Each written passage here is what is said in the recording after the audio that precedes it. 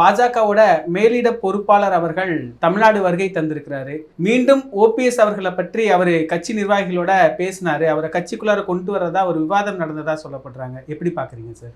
விவாதம் நடந்திருக்கிறதுக்கு வாய்ப்புகள் பிரகாசமாக தான் இருக்குது. ஏன்னா அதிமுக இபிஎஸ் ஓபிஎஸ் ரெண்டு பேரும் சேர்ந்து இருக்கும்போது 33% வாக்குகளை அதிமுக எடுத்தாங்க. தமிழ்நாடு ஃபுல்லாக அவங்க செல்வாக்கு ஒரே சீராக இருந்தாங்க. சப்போஸ் சில அமைச்சர்கள் இடியை பயன்படுத்தி 5000 ரூபா 2000 ரூபாலாம் கொடுத்தவங்க ஒரு 80% 85% போலிங் இருந்தது. ஒரு 8-10 அமைச்சர்கள் இதில் அது 5000 2000லாம் கொடுத்த இது.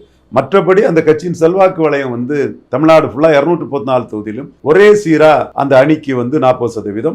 இபிஎஸ் ஓபிஎஸ் இரட்டை தலைமை இரட்டையர்கள், ஒரு இலையில எடப்பாடி ஒரு இலையில பன்னீர்செல்வம், இபிஎஸ் ஒரு இலையில ஓபிஎஸ் ஒரு இலையில 33% வாக்கு எடுத்தாங்க.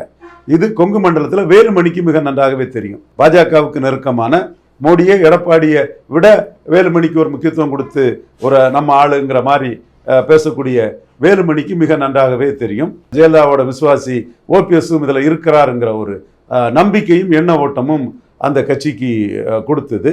அதனால தான் 33% வாக்கு அதிமுக எடுக்க முடிஞ்சது. ஆனால் இன்னைக்கு ஓபிஎஸ் போனதும் 13% வாக்கு அதை இழந்துட்டு